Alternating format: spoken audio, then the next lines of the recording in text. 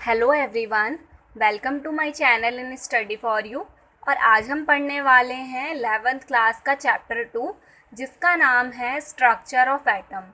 और इस वीडियो के अंदर हम पढ़ेंगे थॉमसन मॉडल एटम के बारे में, प्लस में रदरफोर्ड मॉडल के बारे में और नील बोहर मॉडल के बारे में कि इन्होंने क्या क्या जो है एक्सपेरिमेंट किए और किन किन चीज़ों की डिस्कवरी करी। तो चलिए स्टार्ट करते हैं हमारा आज का ये वीडियो। तो सबसे पहले मैं आपको बता देती हूँ कि एटम जो है होता क्या है। एटम जो है होता क्या है, व्हाट इज़ एटम। तो आपको इतनी चीज़ें पता होंगी आई होप कि जो एटम होता है हमारा, उसको हम और ज़्यादा स्प्लिट नहीं कर सकते। ठीक है, स्प्लिट का मतलब उसको हम और ज़्यादा तोड़ नहीं सकते। एटम हमारा एक ऐसा, देखो सबसे छोटे, देखो हमने जब फर्स्ट चैप्टर पढ़ा था तो उसमें मैंने आपको बताया था कि हमारे मैटर एक छोटे छोटे एलिमेंट से मिलके बने होते हैं, छोटे छोटे पार्टिकल से मिलके बने होते हैं। उन पार्टिकल्स को हम क्या कहते हैं, एटम कहते हैं। पर इस चैप्टर के अंदर हम ऑल ओवर पूरी डिटेल में पढ़ेंगे कि एटम होता क्या है। ठीक है, तो ये एटम क्या होते हैं, सबसे छोटे पार्टिकल होते हैं जिनको और ज़्यादा स्प्लिट नहीं कर सकते। और प्लस में इसी के साथ मैं आपको एक और बात बता दूं कि सब एटॉमिक पार्टिकल्स क्या होते हैं। सब एटॉमिक पार्टिकल क्या होते हैं, तो जो आपके सब एटॉमिक पार्टिकल्स हैं वो आपके एटम के अंदर प्रेजेंट होते हैं। क्लियर। तो यहाँ से आपको एक चीज़ क्लियर हो गई होगी कि सब एटॉमिक पार्टिकल क्या होते हैं, जो आपके एटम के अंदर प्रेजेंट होते हैं। ठीक है, तो अपने टॉपिक पर आ जाते हैं। फर्स्ट है थॉमसन मॉडल एटम, कि थॉमसन मॉडल ने क्या करा, किस चीज़ के साथ उन्होंने एक्सपेरिमेंट करा। तो उन्होंने जो है 1898 में जे थॉमसन ने क्या प्रपोज करा कि उन्होंने बताया कि जो आपका एटम होता है ना, एक सर्कुलर ऐसे एटम होता है, उसके बीच में ना क्या होते हैं, इलेक्ट्रॉन होते हैं। अच्छा, एक चीज़ और, जो आपके इलेक्ट्रॉन होते हैं उसको इस तरीके से लिख सकते हैं और उसके ऊपर चार्ज होता है नेगेटिव, और जो प्रोटॉन होते हैं उसको जो है ऐसे प्लस करके लिख देते हैं, उसके ऊपर चार्ज होता है पॉजिटिव। और जो आपका न्यूट्रॉन होता है, न्यूट्रॉन के ऊपर कोई चार्ज नहीं होता, उसके ऊपर होता है ज़ीरो चार्ज। क्लियर ये चीज़ें। तो जो आपका इलेक्ट्रॉन होता है उसके ऊपर नेगेटिव चार्ज होता है। और जे थॉमसन ने बताया कि जो हमारे एटम होते हैं ना, स्पेरिकल शेप के, स्पेरिकल मतलब एक बॉल जैसा 3D लाइक स्ट्रक्चर। ठीक है, तो जो ये एटम है इसके बीच में क्या होता है, इलेक्ट्रॉन्स होते हैं। और प्लस में जो इसकी बाउंड्री है ना, आप बाउंड्री देख रहे हैं, दैट मीन्स ये वाली बाउंड्री, इसके ऊपर क्या होते हैं, पॉजिटिव चार्ज होते हैं। ठीक है, तो ये किसने बताया, जे थॉमसन ने बताया कि जो आपके इलेक्ट्रॉन हैं वो तो अंदर होंगे और जो प्रोटॉन है वो कहाँ होंगे, बाहर होंगे। और एक चीज़ और, जितने नंबर ऑफ इलेक्ट्रॉन आपके अंदर होंगे ना, उतने ही नंबर ऑफ प्रोटॉन कहाँ होंगे, इसकी बाउंड्री पे होंगे। क्लियर। और इसी के साथ में एक और चीज़ ये है कि आप ना इसको याद रखने का एक सिंपल वे में रख सकते हैं, जो कि थॉमसन मॉडल ने भी बताया कि ये वाटरमेलन लाइक स्ट्रक्चर होता है। कैसा होता है, वाटरमेलन लाइक स्ट्रक्चर होता है।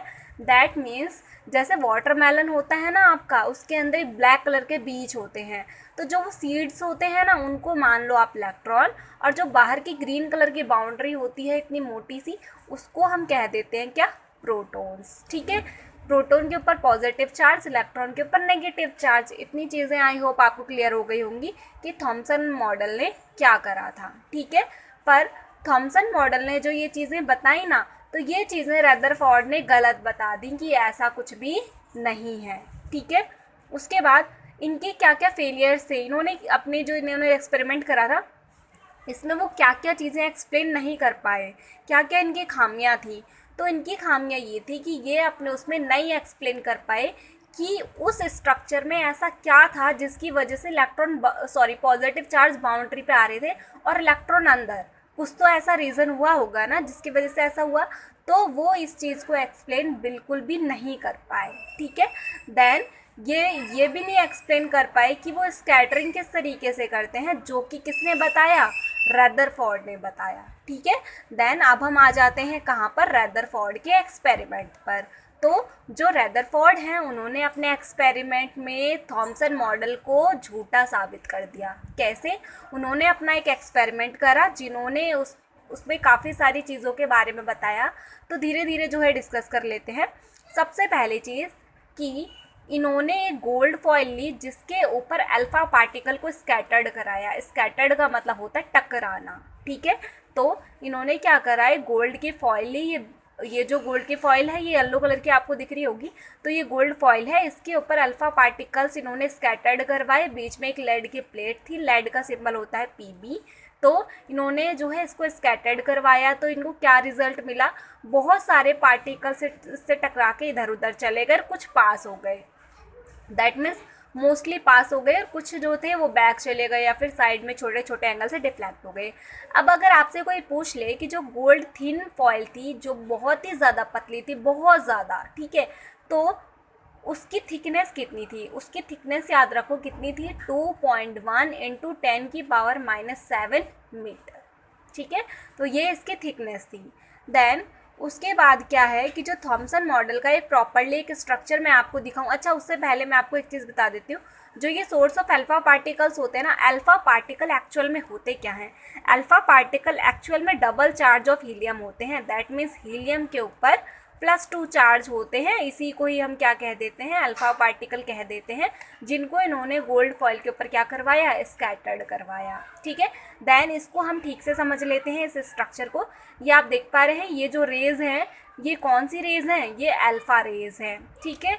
ये जो अल्फा रेज हैं, ये यहाँ पर स्कैटर्ड हो रही है, कहाँ पर, ये गोल्ड फॉइल के ऊपर। ये जो गोल्ड फॉइल दिख रही है, ये मैंने आपको इसके एक एक एटम करके दिखाए हैं। इस एटम को अभी हम दैट मीन्स एक्सप्लेन करेंगे कि क्या है ये। तो इसमें क्या कंक्लूजन निकला कि जब इस पर हमने स्कैटर्ड करवाई अल्फ़ा रेस को, अल्फ़ा बीम को, तो क्या हुआ, काफ़ी सारे जो रेस हैं वो तो पास हो गई, इधर काफ़ी सारी रेस पास हो गई, पर कुछ रेस कैसी थी जो छोटे छोटे एंगल से इधर उधर डिफ्लेक्ट हो गई। दैट मीन्स अपने पोजीशन से चेंज होकर इधर उधर चले गए, ठीक है।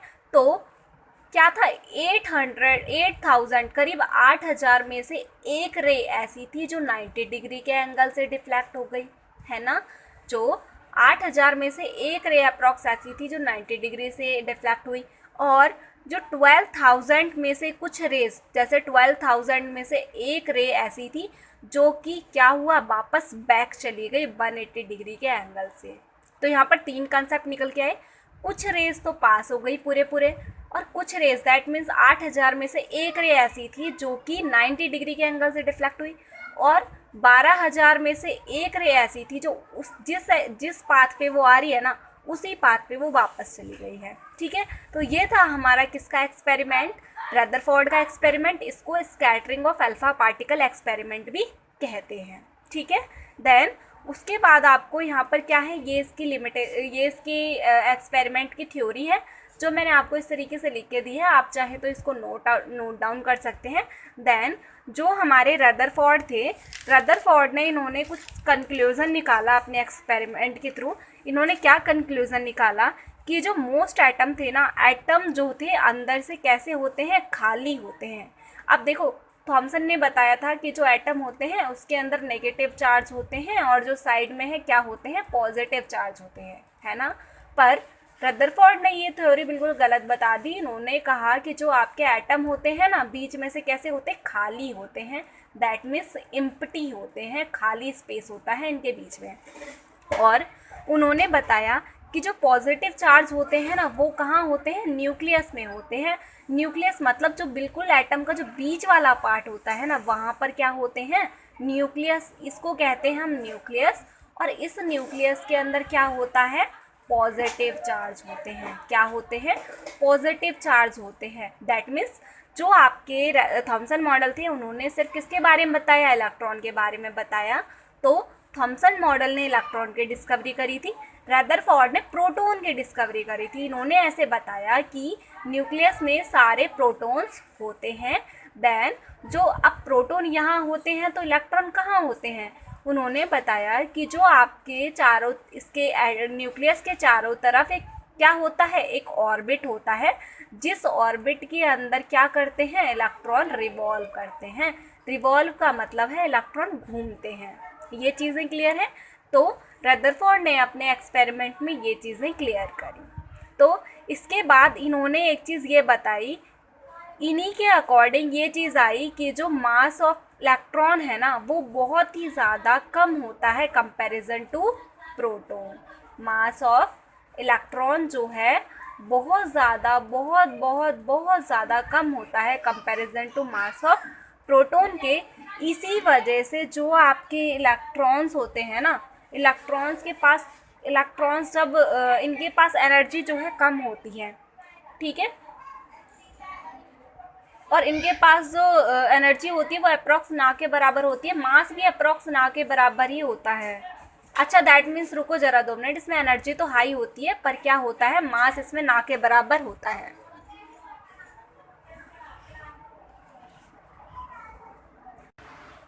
तो यहाँ पर क्या था कि जो मास ऑफ इलेक्ट्रॉन है वो बहुत ही ज़्यादा कम होता है कंपैरिजन टू प्रोटॉन। प्रोटॉन का बहुत ज़्यादा मास होता है, ठीक है। इसके बाद इन्होंने ड्रॉबैक दिया, दैट मीन्स इनकी भी कुछ कमियां थी। तो जो रदरफोर्ड की जो कमियां थी वो क्या थी, इन्होंने ऐसा बताया था कि इलेक्ट्रॉन जो है यहाँ पर रिवॉल्व करता है, पर क्या इलेक्ट्रॉन के पास कोई फ्यूल है, नहीं है। अगर उसके पास कोई फ्यूल नहीं है तो यहाँ पर तो इलेक्ट्रॉन जो है हाई एनर्जी से एक्सेलरेट करेगा, दैट मीन्स इसके चारों तरफ घूमेगा ऑर्बिट पे। पर जब उसकी एनर्जी क्या हो जाएगी, लो हो जाएगी, एनर्जी क्या हो जाएगी, लो हो जाएगी, तो वो कहाँ चला जाएगा, सेंटर की तरफ चला जाएगा, क्लियर। और सेंटर में क्या है आपका न्यूक्लियस, और न्यूक्लियस को जाकर वो हिट कर देगा, ठीक है। तो ये इनके ड्रॉबैक थे, दैट मीन्स फिर इसको क्लियर करने के लिए क्या है, नील बोहर्स मॉडल आए जिन्होंने इनकी थ्योरी में थोड़े से चेंजेस करे और अपनी एक न्यू थ्योरी दी, ठीक है। तो जो हमारे नील बोहर्स मॉडल है, नील बोहर्स मॉडल ने मेनली क्या बताया, उन्होंने कहा कि हर एक सेल या फिर हर एक ऑर्बिट में इलेक्ट्रॉन रिवॉल्व करते हैं और यहाँ पर कोई एनर्जी का इशू नहीं है, ना तो एनर्जी कम होगी ना ही ज़्यादा होगी, प्रॉपर एक एनर्जी से वो एक्सेलरेट करते रहेंगे उसी पाथ पे। और सबसे पहले मैं आपको एक बात बता दूं, व्हाट इज़ ऑर्बिट। ऑर्बिट या सबसेल वो प्लेस होती है, वो पाथ होती है जहाँ पर इलेक्ट्रॉन क्या करता है, रिवॉल्व करता है, दैट मीन्स घूमता है। तो नील बोहर्स मॉडल ने सेल बताई KLMN, जो कि ये सेल्स थी जिनके अंदर इलेक्ट्रॉन फिल होते हैं। अब इसके अंदर जो इलेक्ट्रॉन फिल होते हैं वो किस बेसिस पे फिल होते हैं, इसके लिए एक छोटा सा एक फार्मूला है। वो फार्मूला क्या है, 2n², ठीक है। n क्या है, नंबर ऑफ सेल है, n क्या है, नंबर ऑफ सेल या फिर ऑर्बिट, ठीक है। ऑर्बिट, ये कौन सा ऑर्बिट ये यहाँ पर है, दैट मीन्स k आपका पहला है, K L M और N, ठीक है। ये चीज़ें हैं कि आपकी कौन सी सेल है, पहली सेल है, पहला ऑर्बिट है, दैट मीन्स, ठीक है। तो n की वैल्यू आप रखेंगे 1, तो 2, 1 का स्क्वायर करेंगे 1 आएगा, मल्टीप्लाई बाय 2 करेंगे तो क्या आ जाएगा, 2 आ जाएगा, दैट मीन्स पहली सेल में कितने इलेक्ट्रॉन जाएंगे, 2। देन अगर हम सेल की वैल्यू 2 रख दें, दैट मीन्स 2 का स्क्वायर करेंगे 4 आएगा, फिर 2 से मल्टीप्लाई करेंगे तो क्या आ जाएगा, 8 आ जाएगा, सेकेंड सेल में 8 इलेक्ट्रॉन। देन जो m है, m दैट मीन्स कौन सी सेल है, थर्ड है, तो 3 3 जा क्या हो जाएगा, 9 हो जाएगा, और 9 2 जा 18, ठीक है। देन जो उसके बाद वाली सेल है 2 4 जा 4 4 जा कितना हो जाएगा, आप इनको भी ऐसे ही स्क्वायर करके लिखेंगे, आंसर क्या आ जाएगा, 32। तो इस तरीके से ये सेल होती हैं। पर नील बोहर्स मॉडल ने एक और चीज़ यहाँ पर आइडेंटिफाई करी कि जब तक हमारी पहली सेल पूरी तरीके से भर ना जाए, पहला ऑर्बिट पूरी तरीके से कंप्लीट ना हो जाए, दूसरे वाले ऑर्बिट में इलेक्ट्रॉन नहीं फिल होंगे। दैट मीन्स अभी जरा मैं आपको ना इसका थोड़ा सा वो दे दूँगी, जैसे चलो मैं यही बता देती हूँ, जैसे कि आपका है सोडियम का एटॉमिक नंबर कितना होता है, 11 होता है। तो सबसे पहले पहली सेल में 2 इलेक्ट्रॉन जाएंगे, ऐसा नहीं है एक इसमें चला गया एक इसमें, नहीं, पहली सेल के 2 इलेक्ट्रॉन फिल होंगे, देन उसके बाद इसमें 8 आएंगे और बाकी बचे कितने, 1, जो कि लास्ट सेल में आएगा, ठीक है।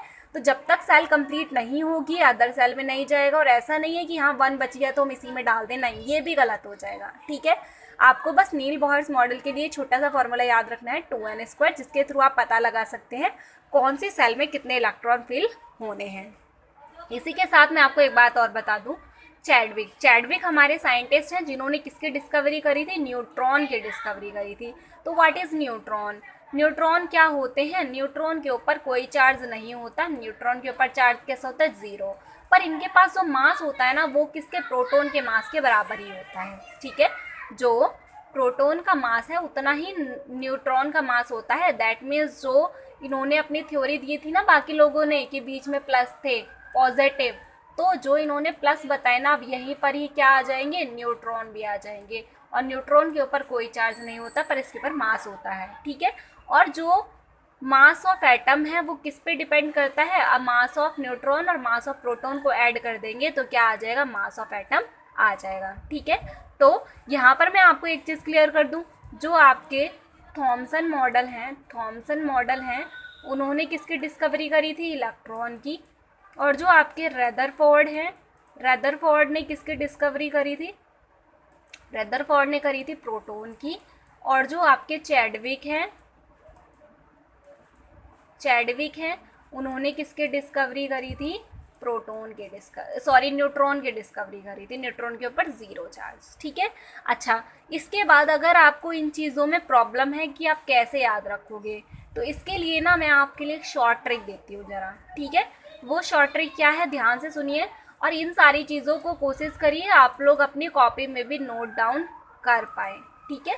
अगर आप नोट डाउन करेंगे तो आपको जो है जब आप बाद में उस कॉपी को देखेंगे तो आपको ये सारे कंसेप्ट क्लियर हो जाएंगे। तो साथ के साथ आप अपनी कॉपी में भी नोट डाउन करते चलें। यहाँ पर एक लाइन याद कर लो कि ईट 3 लोग थे, कौन थे, 3 लोग थे, दैट मीन्स 3 पीपल्स थे जो क्या कर रहे थे, 3 लोग, मैं बस आपको लर्निंग के लिए बता रही हूँ, 3 लोग ईट पर नाचे, ठीक है। इस लाइन का मेरा मेन मोटिव ये है आपको ये चीज़ें बताना, ठीक है। तो ईट पर नाचे 3 लोग कौन कौन थे, ये एक फर्स्ट है, ठीक है। उसके बाद ये सेकंड है और ये कौन है, थर्ड है, ठीक है। ये एक ईट है, कौन है, ईट है और ईट पर कौन है, 3 लोग हैं, ठीक है। अब देखो ईट पर नाचे, ईट पर नाचे, अब इस चीज़ को ना मैं डिस्क्राइब करती हूँ थोड़ा सा। देखो ई से क्या हुआ, इनको धीरे धीरे समझो जरा। ई से इलेक्ट्रॉन, टी से थॉमसन मॉडल, टी से Thompson model, that means electron की डिस्कवरी किसने करी, थॉमसन मॉडल ने करी। पर पी से प्रोटॉन, रा से रदरफोर्ड, ठीक है, दैट मीन्स प्रोटॉन की खोज किसने करी, रदरफोर्ड ने करी। ना से न्यूट्रॉन, चा से चैडविक, दैट मीन्स न्यूट्रॉन की खोज किसने करी, चैडविक ने करी। तो अगर आप ये लाइन याद रख लेते हैं, ईट पर नाचे, तो आपको जो है ये तीनों चीज़ें अच्छे से क्लियर रहेंगी कि किसने किसके डिस्कवरी करी, ठीक है। देन उसके बाद हम एक कंसेप्ट पे आ जाते हैं कि जो हमारी प्रॉपर्टीज़ हैं वो क्या क्या हैं। दैट मीन्स इलेक्ट्रॉन का सिंबल ई है, प्रोटॉन का सिंबल पी है, न्यूट्रॉन का सिंबल क्या है, एन है। जो हमारे इलेक्ट्रॉन के ऊपर चार्ज होता है कितना होता है, -1.6 इंटू 10⁻⁻19 हम इसको लिख देते हैं, ठीक है। और पॉजिटिव जो है इसका रिलेटिव चार्ज है। देन -1, देन प्रोटॉन का होता है 1.6 इंटू 10⁻⁻19 और +1 जो है इसका रिलेटिव चार्ज हो जाएगा। देन जो मास है इलेक्ट्रॉन में कितना है, 9.1 है, और जो आपका प्रोटॉन है उसका कितना है, 1.672, ठीक है। और 10⁻31 है माइनस में, और इसकी है 10⁻⁻27। और अगर मास इसका ये केजी में था, यू में निकाला चाहे तो इतना होगा, इसका इतना होगा। और जो न्यूट्रॉन का मास है वो जो इसका चार्ज होता है 0 होता है, तो रिलेटिव चार्ज भी 0 आएगा, पर इसका मास जो है इतना होता है, ठीक है। दैट मीन्स मैंने आपको बताया था ना कि इन दोनों का चार्ज अप्रॉक्स जो है बराबर होता है, प्रोटॉन का, न्यूट्रॉन का, इलेक्ट्रॉन का बहुत ही ज़्यादा क्या होता है, कम होता है। तो आई होप आपको ये वीडियो समझ आई हो। अगर आपको सारे कंसेप्ट क्लियर हुए हैं, आपको चीज़ें समझ आ रही हैं, तो वीडियो को लाइक करें, अपने फ्रेंड्स के साथ शेयर ज़रूर करें ताकि वो लोग भी अपने कंसेप्ट क्लियर कर पाएँ। और साथ में अगर आपने चैनल को सब्सक्राइब नहीं किया है तो चैनल को सब्सक्राइब कर लें ताकि हर वीडियो का नोटिफिकेशन आपको सबसे पहले मिले। Thank you so much watching my video.